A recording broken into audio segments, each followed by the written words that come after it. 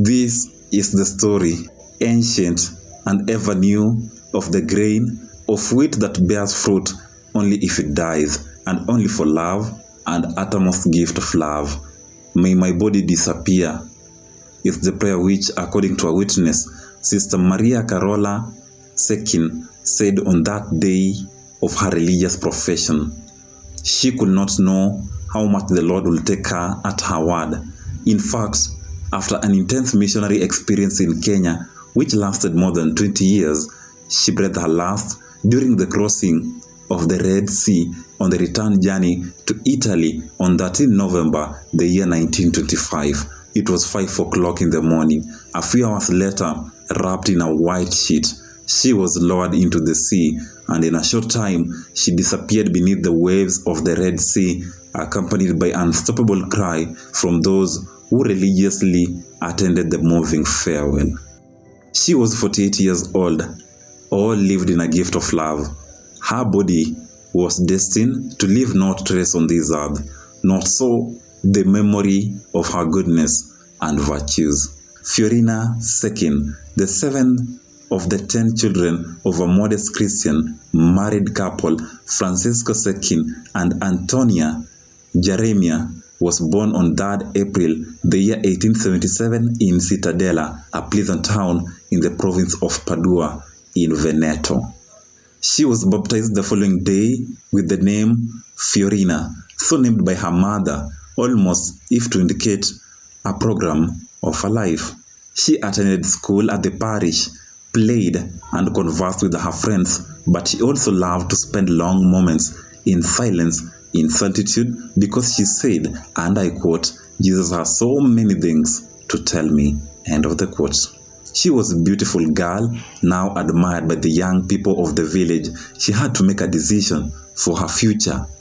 One day, when she was about 17, she heard that the Dorothian sisters in Cittadella were holding a course of spiritual exercise. So, she decided to take part in it, even though the parish was far away and she had to travel on foot 2 kilometers every day.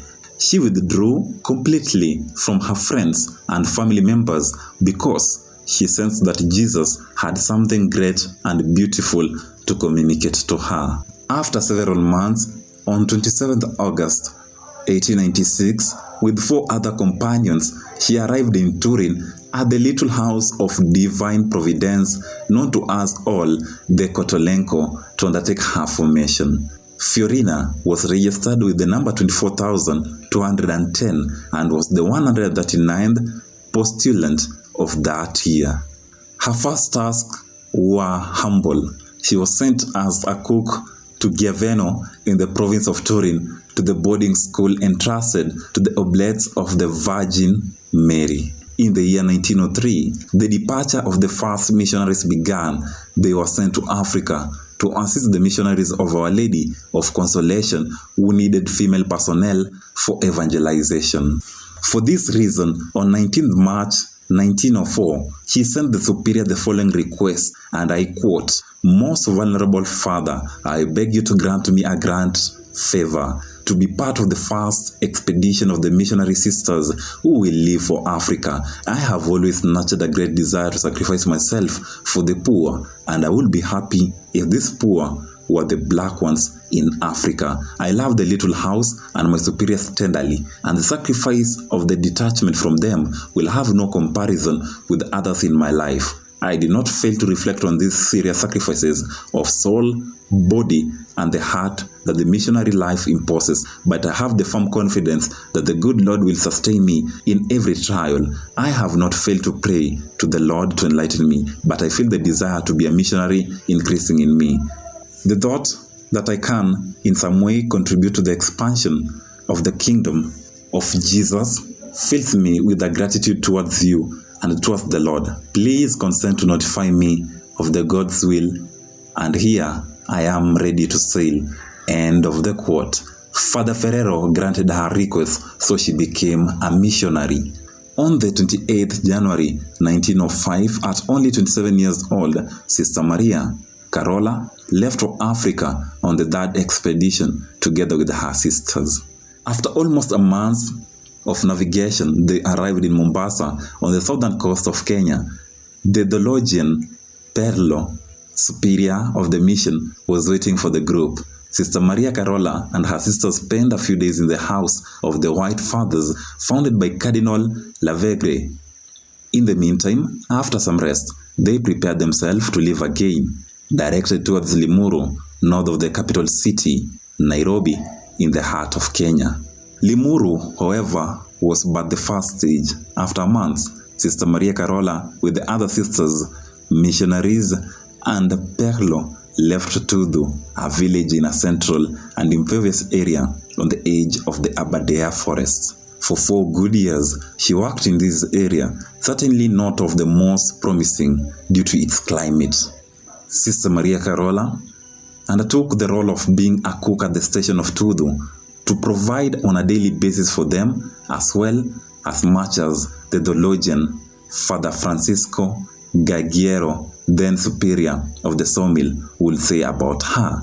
And I quote, "We have a sister in the kitchen who is a real mother. She does everything she can bring out to the staff from all corners.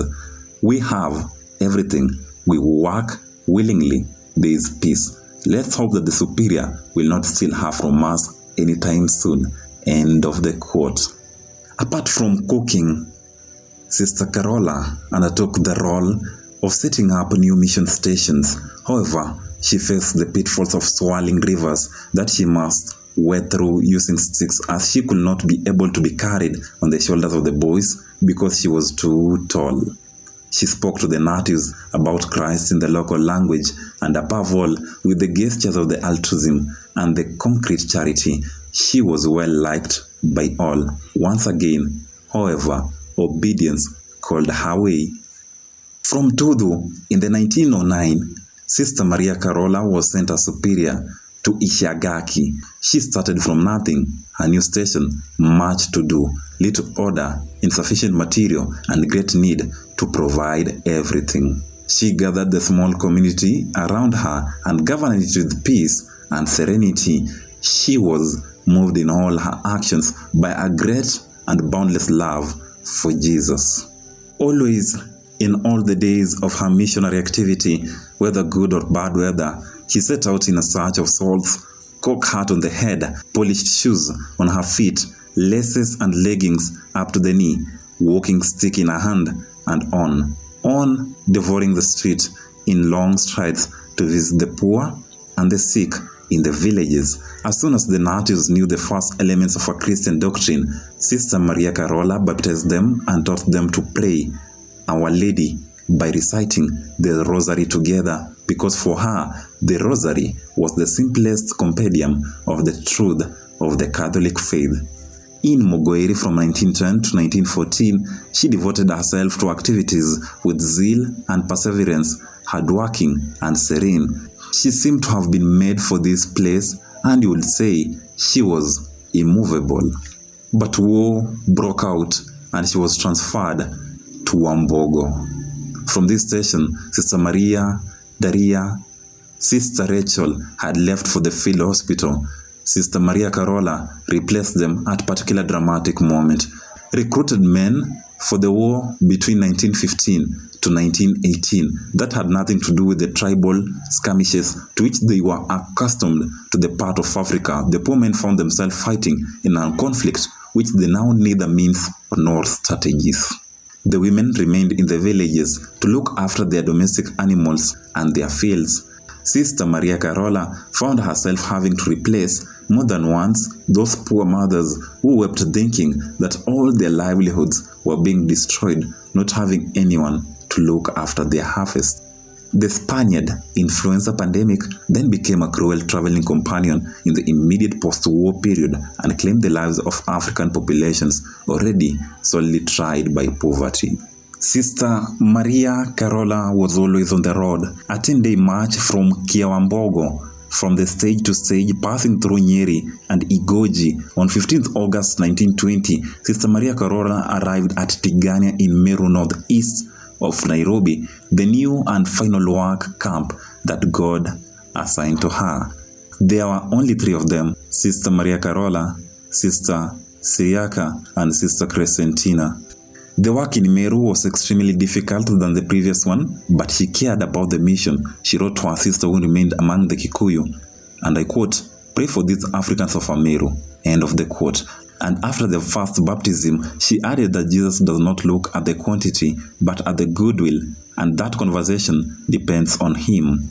From the year 1919 onwards, the superiors of the Little House ordered the return of the sisters to Turin due to some disagreements with the members of the Institute of Missionaries of Our Lady of Consolation. The Contolego mission in Africa was over.